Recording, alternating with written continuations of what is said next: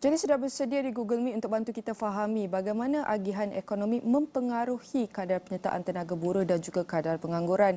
Sudah sedia dalam di talian Google Meet. Saya mempersilakan pengarah program MBA Putra Business School PBS, Profesor Madya Dr. Ahmad Razman Abdul Latif.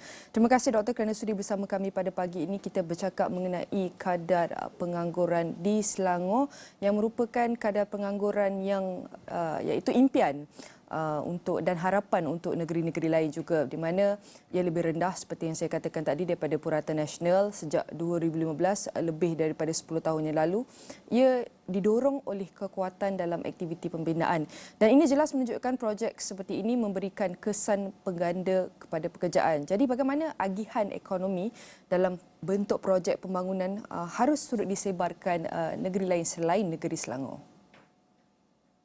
Ya, Nina, memang kita lihat bahawa Selangor merupakan negeri yang menyumbang peratusan KDNK kepada negara dalam yang paling tinggi, sekitar 25 hingga 26%.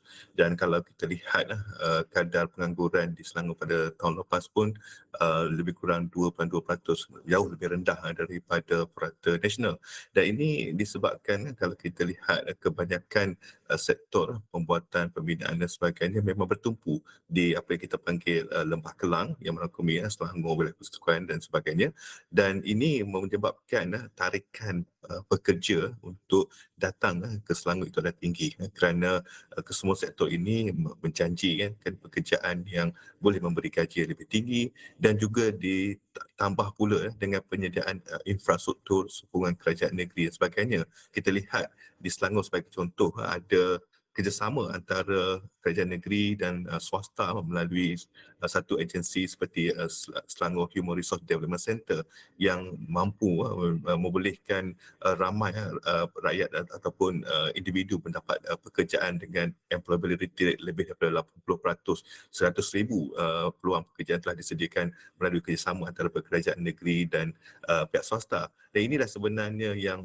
boleh diambil contoh, boleh ambil sebagai panduan oleh negeri-negeri lain bagaimana untuk turut menawarkan peluang pekerjaan kepada rakyat negeri masing-masing sekaligus mengurangkan kadar pengangguran di tempat mereka.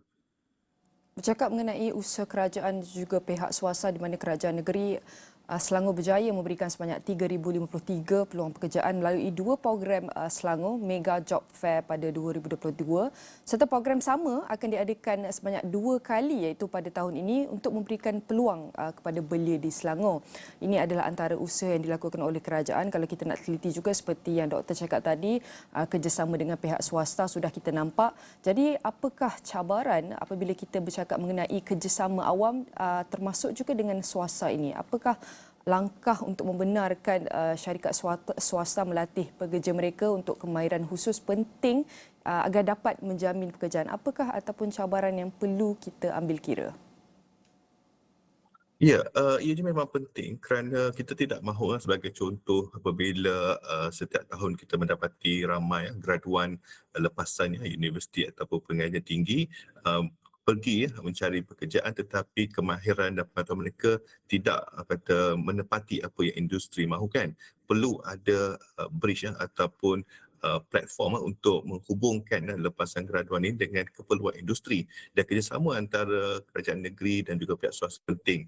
Dan platform yang disebut ini adalah kerjasama dari segi menyediakan latihan industri, peningkatan kemahiran, upskilling dan juga reskilling yang membolehkan bahawa apa yang industri perlukan itu ada di sini. Ini penting kerana ini bukan saja untuk memenuhi keperluan industri tempatan, tetapi sekarang ini kita lihat banyak FDI, foreign direct investment, akan mula masuk ke negara kita melalui kerjasama dengan pelbagai negara, dan mereka apabila mahu melabur membina kilang baru di sini, mereka akan memerlukan tenaga kerja yang mempunyai kemahiran yang khusus, dan kita sudah pasti mahu pekerja yang datang ataupun bekerja dengan industri tersebut adalah pekerja yang berkemahiran tinggi dan sederhana. Kita tidak mahu semata-mata menyediakan pekerja berkemahiran rendah seperti sedia ada.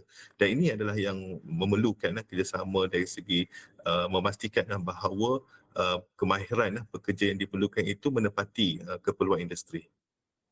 Baik, sudah tentu seperti yang doktor cakap tadi, perlu ada bridge iaitu jabatan untuk menghubungkan iaitu graduan, pelajar graduan termasuk juga dengan kepada keperluan industri. Namun sudah tentu apabila bercakap mengenai iaitu hubungan jabatan ini, ada yang berfikir mereka harus keluar daripada luar bandar untuk ke bandar untuk mendapat peluang pekerjaan yang lebih baik. Jadi bagaimanakah penghijrahan anak muda dari luar bandar ke bandar ini mempengaruhi kadar pengangguran di Selangor?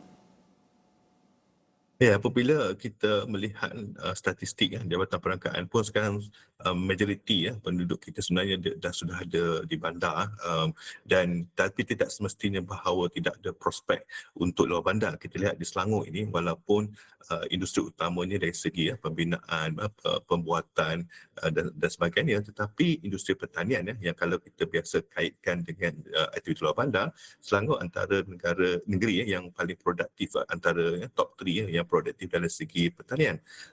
Ramai tidak tahu bahawa yield ataupun purata pengeluaran padi di Selangor sebenarnya lebih tinggi daripada negeri jelapan padi seperti negeri Kedah.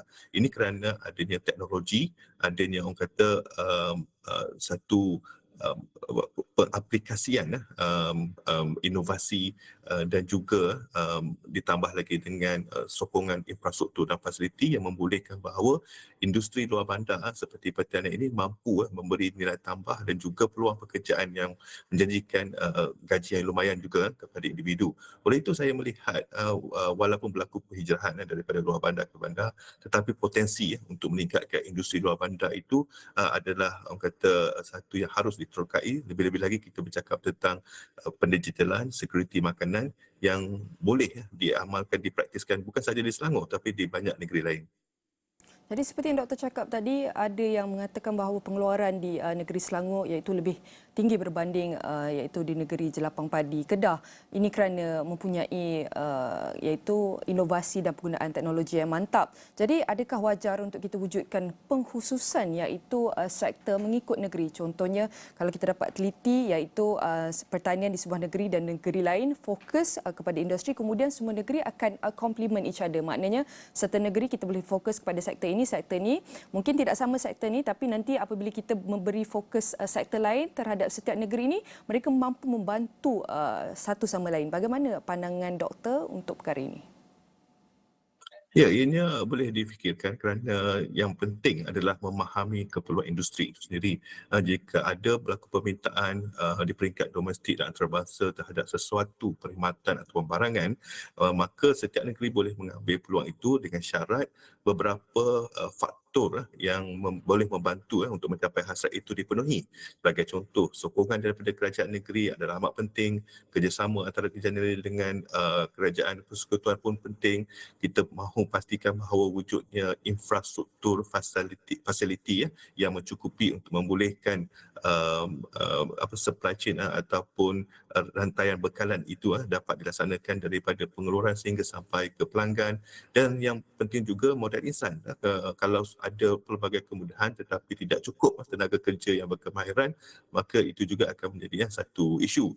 Di situ kalau semua faktor-faktor ini ada, maka apa saja industri yang dikhususkan untuk negeri tersebut mungkin boleh menjanjikan kata sinergi ataupun orang kata ekonomi of scale, skala ekonomi yang sesuai untuk negeri tersebut yang membolehkan produktiviti ditingkatkan dan pendapatan turut dapat dijadikan satu pemangkin kepada kemajuan satu negeri tersebut. Baik.